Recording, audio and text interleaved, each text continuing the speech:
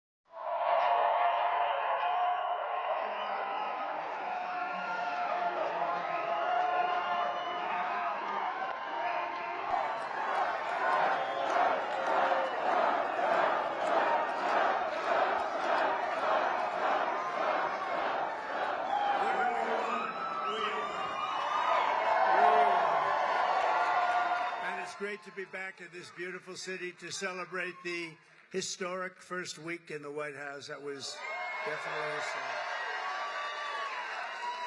And I had a lot of help in winning. Joe Lombardo, your governor, is here someplace. Where's Joe? Thank you, Joe. You're looking good, Joe. Thank you very much. What a group. But look at who you have next to you. How can you fail with that guy?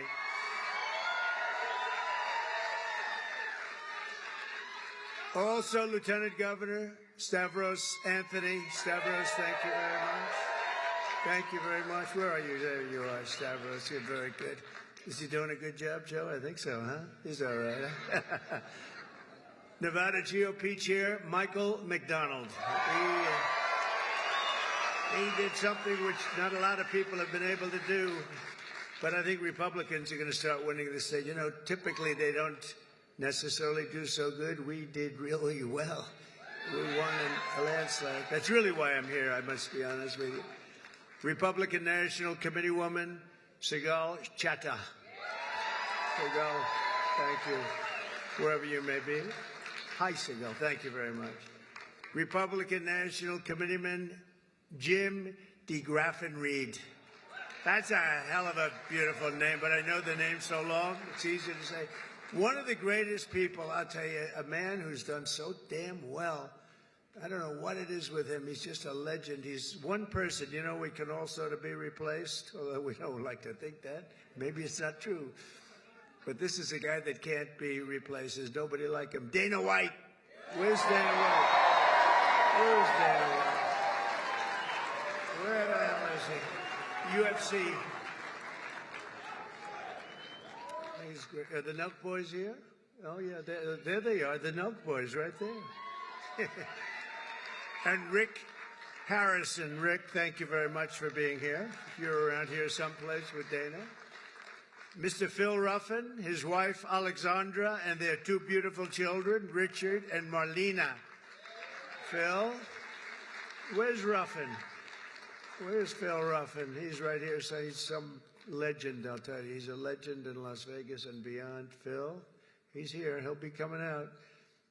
Today we talk about how we're going to end the economic suffering and stagnation and disaster of the past 4 years and create the 4 greatest years in the history of our country. That's what's going to happen. That's what's going to happen. And as I said in my inaugural address, which, by the way, it got the highest rating in the history of Fox. Can you believe that? That's nice. The golden age of America begins right now, but I have to be honest with you, I'm really here for a different reason. I'm here to say thank you. I went to North Carolina yesterday, and then I flew to see just an unbelievable problem and just a mess in Los Angeles, right? And I said, you know what I ought to do? I want to come to a state known as Nevada. Has anyone ever heard of it? And don't ever mispronounce the name. You're not allowed to do that. You mispronounce the name, you got a problem. You ever see somebody when they say it's Nevada? Nevada?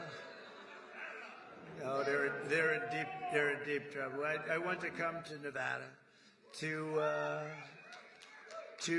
pay my respects because this is the only Republican win of this state in decades, and it was a very big landslide. So. But I think Republicans are going to win a lot now. But we had a big win, and it was an early win, and that was a bad signal for the Democrats. They heard that we were leading so big here, and Joe helped us so much, and a lot of people in this room helped us a lot. Special group. And so I said, you know what I'll do? We're going to fly around it. And I said, let's fly right over it. Let's land, and I'll do something, and I'll just say it. But I want to say it, and I'm almost saying it right here for the media. I just came here because I wanted to thank the people of Nevada for giving us such a big win.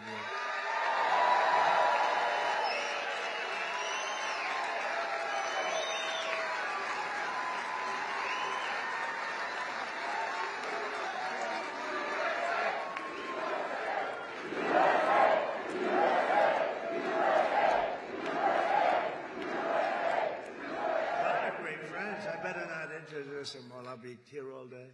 Under our leadership, we're going to defeat inflation, bring down prices. We're going to raise those wages. They're going to go up. They're going to go up.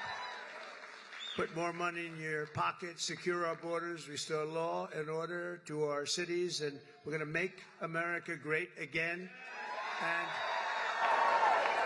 for 4 long years, the last administration waged war on the American middle class and everybody else. They had a lot of wars. We had no wars when I left. You know, we defeated ISIS, and we stayed out. Nobody wanted to mess with us. They had a lot of wars.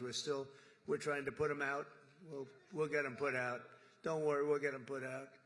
We were headed to World War III. I'm telling you, we would have had problems like you wouldn't believe. They shut down American energy, buried you in crippling regulation, imposed hidden taxes, and spent trillions and trillions of dollars on waste, corruption, and radical left lunacy. These were lunatics. The result was the most brutal inflation in a half a century, perhaps ever, in this country, I think ever, and soaring prices for food, groceries, and other household goods. The people of Nevada are now paying nearly $1,200 per month more to make ends meet since I left office. Think of that, $1,200 at least. But since I became the 47th president at noon on Monday, I've been moving with urgency and historic speed to fix every single calamity of the Biden administration that they've created. And this week alone, I took nearly 350 executive actions to reverse the horrible failures and betrayals that we inherited from a group of people that didn't know what the hell they were doing, what they've done to this country, especially the open borders, where they have, think of it, 21 million people came in. Many of them are criminals, murderers. Well, we're getting them out. You see it. You see it yesterday, first day. Our message could not be more clear. America's decline is over. American decline is over. We're laughed at all over the world. Now we're not laughed at anymore, I'll tell you. What the world witnessed this week is nothing less than a revolution of wealth creation for everyone and also common sense. It's about common sense. It really is. We're the party of common sense. On day one, I directed every member of my cabinet to, and by the way, Pete Hegseth got approved.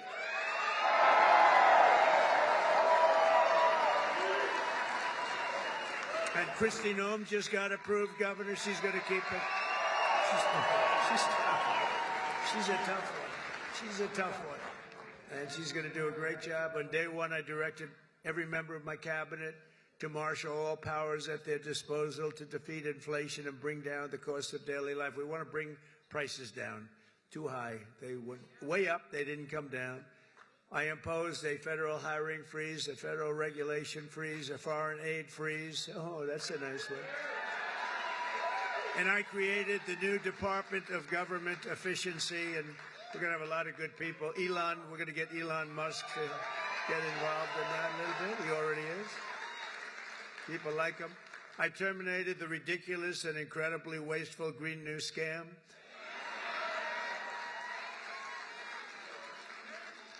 Wasn't the environment supposed to eat us up like in 12 years? But that was like 13 years ago. What happened? We're still here. We're still here. Remember, we have 12 years to live. Remember that? Done by somebody that never even took a course on the environment. AOC plus 3. Do you remember those three? They were telling us about the environment. AOC plus 3.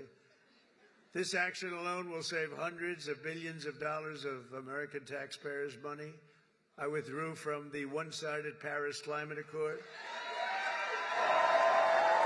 And I canceled the insane and costly electric vehicle mandate, keeping my sacred pledge to America's auto workers. Boy, did we get a big vote with the auto workers, I'll tell you. And the Teamsters, any Teamster in the room? We got a tremendous vote from the Teamsters. Thank you. They pointed like one guy.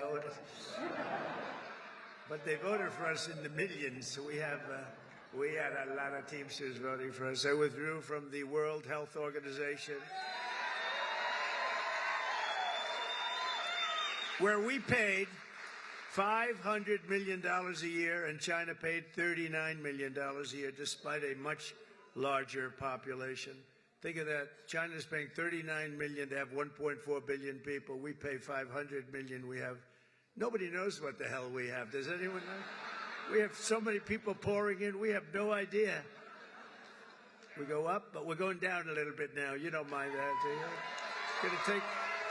Going to take some bad ones out. I withdrew 4 years ago, but Biden immediately went back for even more money. I mean, he went back, and they offered me at $39 million. They said, we'll let you back in at 39. So we're going to reduce it from 500 to 39. I turned them down because it became so popular. I didn't know if it would be well received even at 39.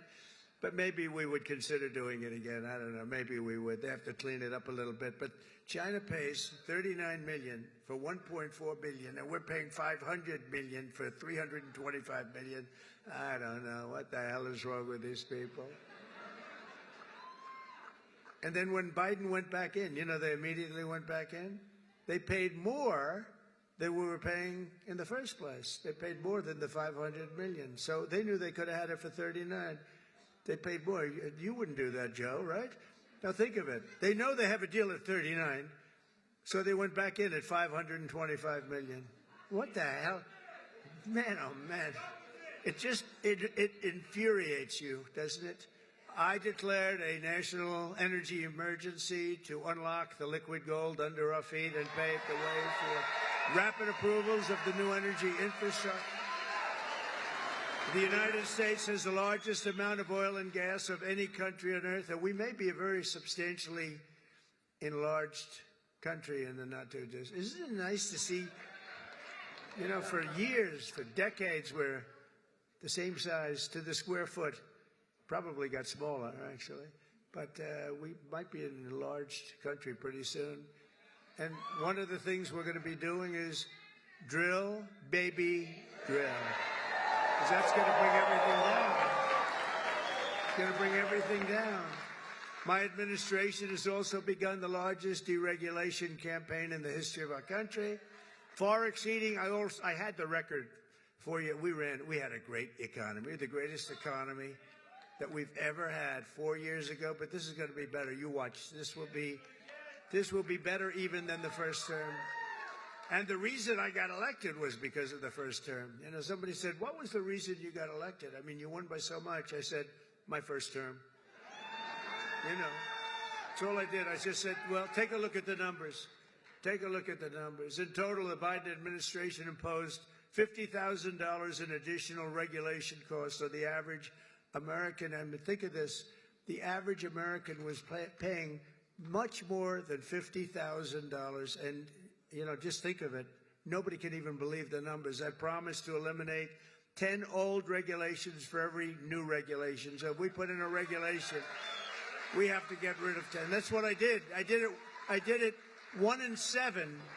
We're going to do 1 in 10 this time, which will soon put many thousands of dollars back into your pockets and the pockets of American families. As a result of the reforms, we've just begun to implement economic confidence, and it's soaring. So this week, Oracle, OpenAI, and SoftBank announced Stargate, a $500 billion investment in AI infrastructure, which is going to be very big for Nevada, I have to tell you, the largest in history, and which will create an estimated 100,000 American jobs. Saudi Arabia just said that they're going to invest at least $600 billion. This is because of the election, by the way. And I believe they'll make it $1 trillion. I'm going to ask them to make it $1 trillion. What the hell? The money means nothing to them. You know where they made their money? From liquid gold, right? They got a lot of liquid gold. We have more. We have more than Saudi Arabia. They've got a lot. We've got more. We got more than anybody. We just don't use it because of the environment. These people are crazy. And many other companies likewise are looking to invest, but I don't have enough time to do that. And we have a lot of news conferences. Everybody wants to have a news conference. You know, they're calling up by the hundreds. We want to have a news conference. We're going to invest $12. I said, no, I don't do that. I said, it's got to be $1 billion or more for a news conference. It's $1 billion or more. Just 2 days ago, because of our tariff plans, Stellantis announced, that's a very good automobile company, the revival of its Belvidere, Illinois plant, saving 1,500 American auto jobs that were previously headed to Canada, along with major investments to expand American auto production in Detroit, Michigan, Toledo, Ohio, and Kokomo, Indiana. Good place. All of these investments are happening only because of our historic victory. And if we didn't win, it'd be just the opposite. They're pulling out. They were pulling out. They were really pulling out.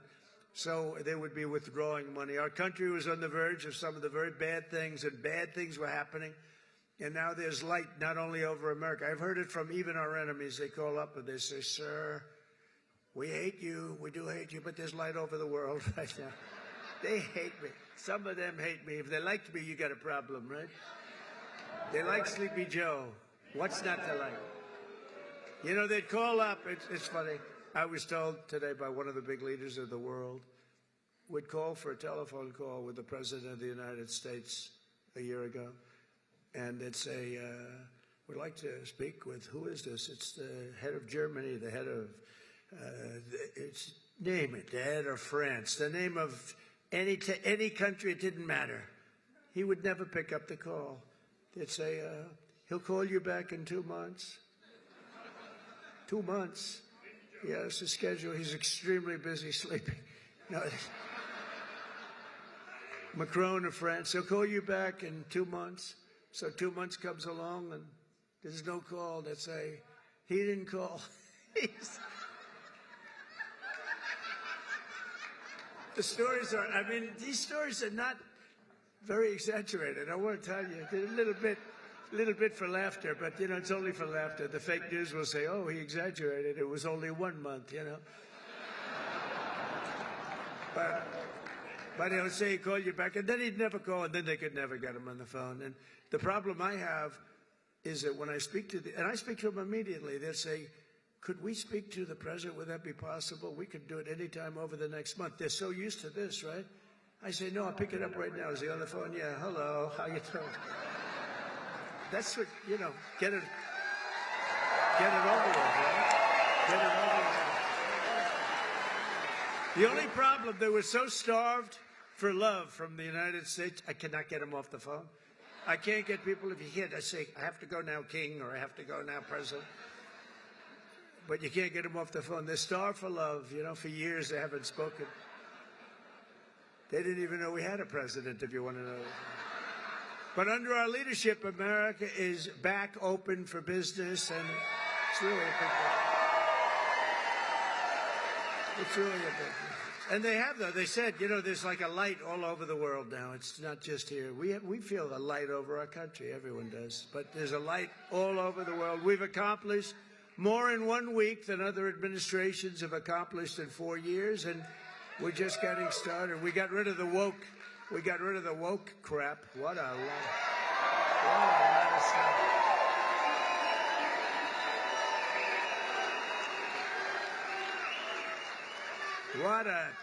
What a lot of crap that was. It was, and these people were petrified of it. I'll tell you, these companies, they run these big companies, they were petrified of it.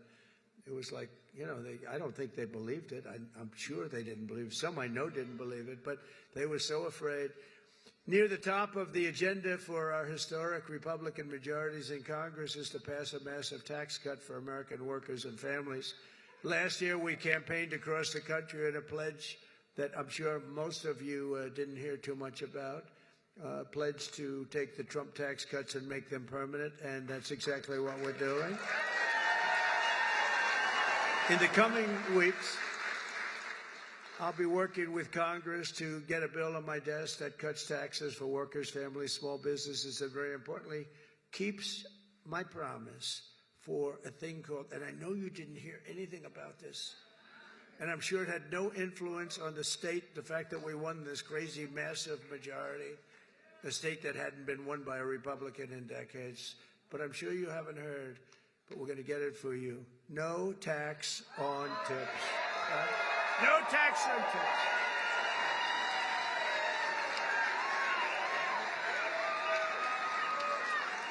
So if you're a restaurant worker, a server, a valet, a bellhop, a bartender, or one of my caddies, I go through caddies like candy. If I play badly, I always blame my caddy. Or any other worker who relies on tipped income, your tips will be 100% yours. Won't that be nice? Joe, Governor, do you think that had an impact on the election? You do? Like what, a half a point? Pretty big. You had an impact, let me tell you. Nationwide, over 4 million workers depend on tip income, including an estimated 700,000 single moms. And here in Nevada, we will have a quarter, think of it, a quarter of the typical restaurant worker's pay comes from tips. I didn't know that much. That's a lot. You haven't been reporting them for the last 10 years. So here's our deal. We're going to have no tax on tips from now on, but we're going to go after you viciously for all the money you didn't report for the last 10, 15. We're going to go after you for all the money you didn't report for. I'm only kidding. I'm only kidding. I have to say to the fake news, because they're going to say Trump is after all restaurant workers. Many of these workers are some of the very citizens who were hit hard and very hard by the ravages of the Biden economy, which was inflation. When I think of Biden, I think of incompetence and inflation. Not being nice by saying. I'm being nice when I say that. Yet even in the midst of the suffering he created, Joe Biden launched a cruel campaign to extract more money from tip workers, and that's what happened. I'm telling you, a young waitress, I won't say beautiful because you're not allowed to say that as a politician. Used to be you could say a young, beautiful waitress. This was a young, beautiful waitress, but I won't say that because I feel like I want to continue my political career. If you call some, the governor won't say it. If you call a woman beautiful today, it's the end of your political career, so I won't do it. But a young waitress, I think you could call young. You're probably not even supposed to say young. Probably supposed to say a waitress. But a young waitress came up, and I said, how are you doing? And in my restaurant in the hotel in Trump, I said, how are you doing? And she said, not great, because they're after me so viciously for tips. They just want my tip income, and they don't believe me and all of this. And she said, it's terrible. You know, sir, you should have no tax on tips. I said, what? So what'd you just say? No tax on tips. That was about the amount of my consultation. It's true. No tax. I said, what did you just say? Say those words again. Sir, no tax on tips. I said, thank you very much. You just won the election.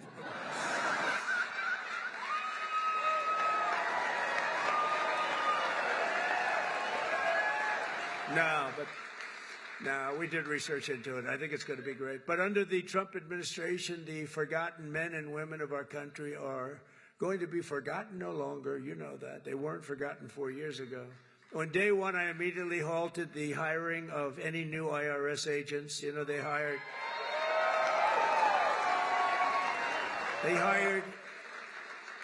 or tried to hire 88,000 new workers to go after you, and we're in the process of developing a plan to either terminate all of them or maybe we'll move them to the border. I think we're going to move them to the border. Well, they're allowed to carry guns. You know, they're so strong on guns. But these people are allowed to carry guns, so we'll probably move them to the border. Yeah. She said no tax on it. How about just no tax? You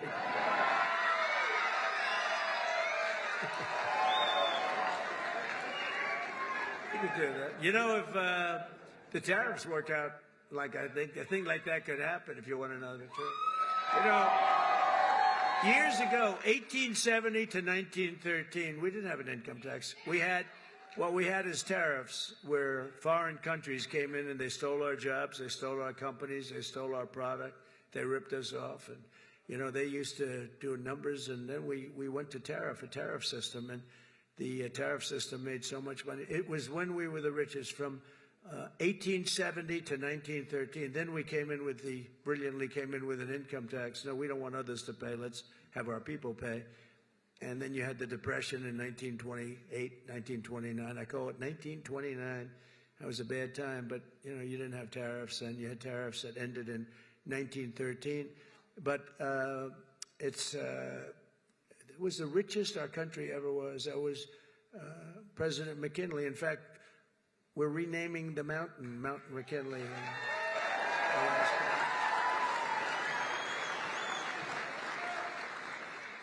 You know what else we're renaming? We're renaming the Gulf of Mexico into the Gulf of America. Yeah. And Mexico, actually, they were thrilled when they heard. They said, that's nice. A few months from now, when I sign our tax cut into law, we're going to deliver for the tip-earning men and women who make it all work. I mean, it's going to be something very special, I think, for you. It's going to be a big difference. And with us today is Jessica Angiano, an employee here at Circa. This is a nice place, by the way, and I just met your owner. He's a nice man. He's rich, too, very rich. But Circa's very nice, and a hard-working single mother of two with incredible children. Jessica's struggling to pay for medical bills to remove a tumor behind her right eye. She's had some real difficulty, and she's currently saving up for a second surgery, which will hopefully be very successful, while also paying for her children's daycare. Jessica says that no tax on tips would transform her life. It would make such a big difference. So, Jessica, we're going to get that for you. Where are you, Jessica? You around here someplace, huh? Hi, Jessica. Oh, so beautiful. Very nice. It's working out medically good? Everything good? Gonna be good. Thanks, you look fantastic. It's good. You look great. Also with us is Lexi York, a 28-year-old cocktail server here at Circa, who's got big dreams of being an entrepreneur. Lexi says that no tax on tips will help bring those dreams much closer to reach, and she's going to be one of the biggest proponents for it. We're going to have a lot of support when we go before Congress very soon to get that passed. Lexi, where are you? Where are you? Hi, Lexi. Good. We'll get it done. And we're also pleased to be joined by Rosanna Maeda, President and CEO of the American Hotel and Lodging Association, which strongly supports this pro-worker reform. And Rosanna, would you like to come up and say a few words on behalf of so many people? Come on up. Come on up.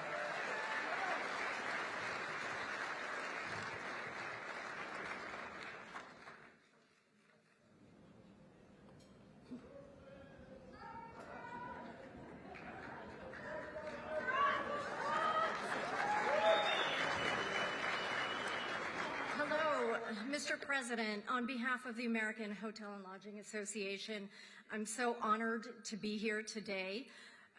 We represent 30,000 members around the country in an industry that represents more than 2 million hotel workers. And I'm here to tell you that the American dream is alive and well in the hotel industry today. It is still one of the few places where you can have and grow your career, starting a job as a housekeeper or a dishwasher or bellhop, to running a hotel, to owning a hotel or a few, and to even becoming the CEO of a global brand or President of the United States. Mr. President, in 2017, the tax bill that you championed cut taxes for so many working families and American workers. It helped small businesses, hotel owners in our country who make up the majority of the industry reinvest in the economy, spurring jobs and growing and strengthening the economy.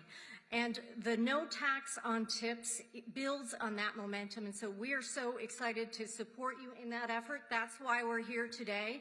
We stand with you to urge Congress to pass this proposal so that more than the 800,000 hotel workers who benefit from these from tips, many who are here in the room today, representing all types of jobs, from restaurant workers to housekeepers to bellhops and so many others, can take home more of the pay that they earn every day.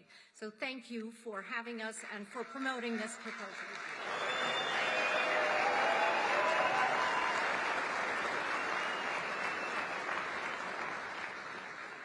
Thank you very much, Jessica. Great. After 4 long years, and these were long years of a government that always put you last.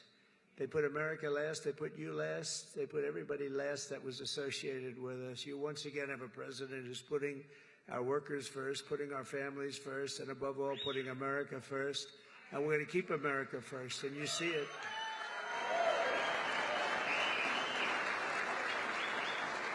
We're restoring our prosperity. We're restoring our borders.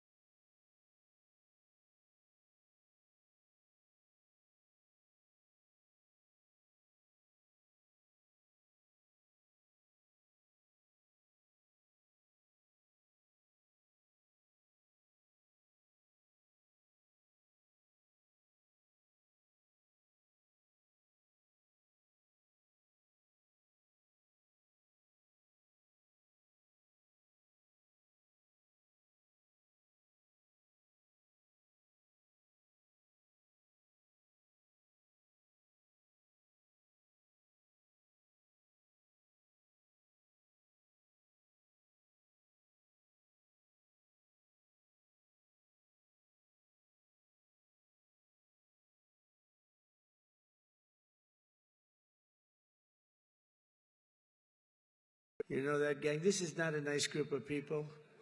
They formed in prison, and then they dumped their prisons into our country. So we had them. We had them all over the place. Ask Colorado, the governor of Colorado. He doesn't know what to do about it. They're all over the place. We'll get them out. We'll get them out. They're, in a sense, they're in the real estate business. They go into a building and they take it, you know? See, when you buy a building, you have to go out and get a mortgage or use your own cash. They just go into a building and take it. And they actually said, well, it's not that bad. They haven't taken that many buildings. Can you imagine that? They haven't taken that many buildings. Oh, they're not that bad.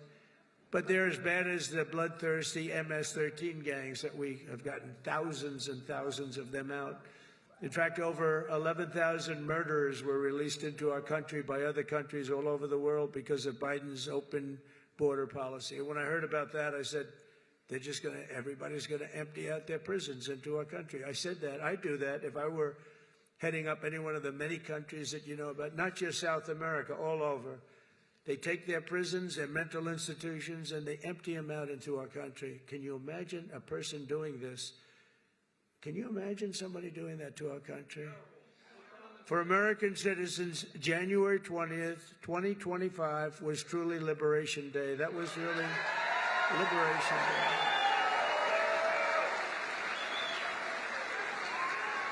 This week, I also signed an order to end the weaponization of our government against American people and political people like me. We never had a thing like that. He went after his political opponent. Who would have thought he helped me? I think he helped me get elected, Joe. You want to know the truth? I became much more popular. I'm the only guy that ever became more popular when something like that happened. But these guys were just so inept. We had the guy deranged Jack Smith. Deranged. He was a deranged human being. But they thought this way Biden could sneak by and he could win an election, another cheating in another election. That's what it was. But we won. We won. You think that was fun? You think that was easy? It wasn't fun. And investigate all of the abuses of power. I pardoned hundreds of political prisoners who had been viciously persecuted by the Biden regime. Hundreds of people were persecuted, including Christians, pro-life activists, 2 Washington, D.C. police officers just yesterday, whose lives were destroyed from chasing down a dangerous illegal alien criminal. And, of course, I was very proud to pardon the J6 hostages.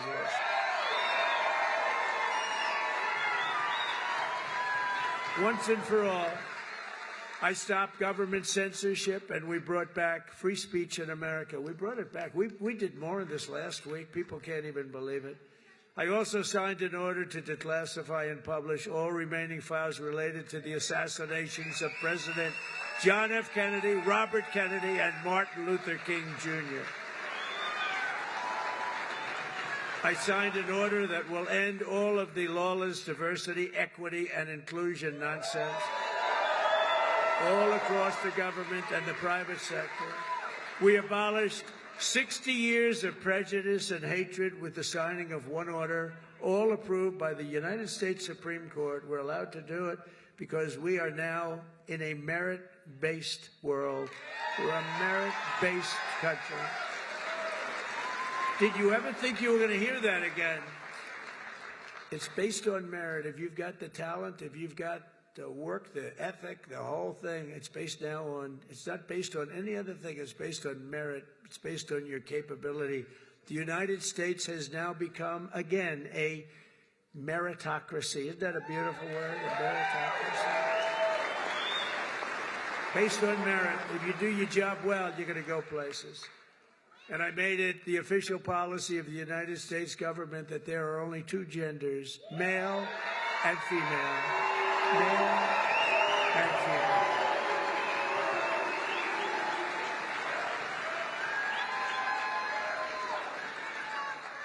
Every single day of my term, we're living by the motto, promises made, promises kept. I kept my promises. It's why we won. It really is why we won. We won because of the past 4 years. We won because of that. But this is going to blow it away. Because when I came in, I had no experience. I didn't do this before. I never did this. I was never a politician before. I was talking J.D. Vance. By the way, hasn't he done a great job?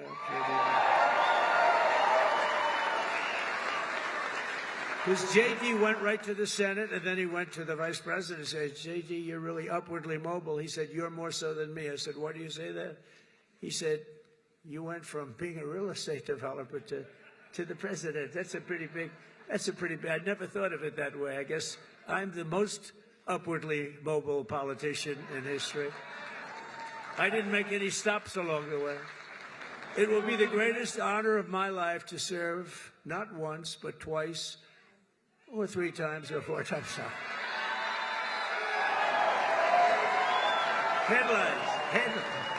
Headlines from the fake news. Now it will be to serve twice. For the next 4 years, I will not rest, I will not yield, and together we will not fail. We will win, win, win. We will bring back the American dream. We're going to bring it back.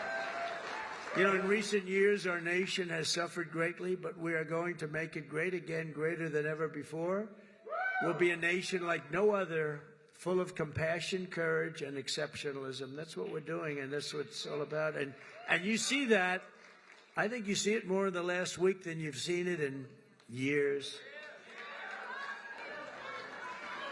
And I walked up the stairs of that massive plane that's waiting for me, that big 747, and I said, there's no way I'm going to let myself fall, because that was one hell of a...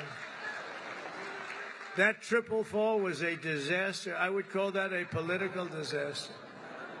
You can fall once, you can fall twice, but you can't fall 3 times. You can't fall 3 times. What a disaster. I've used that in every ad I think I ever did.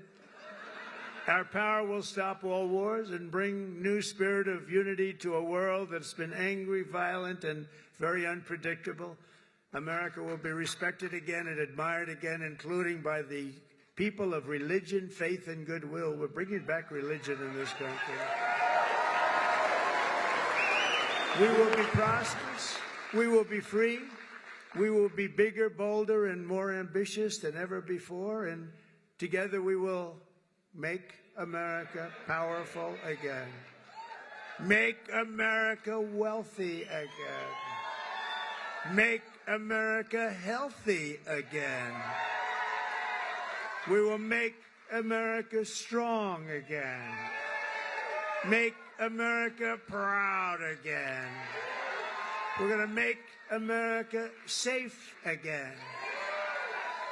And we will make America great again.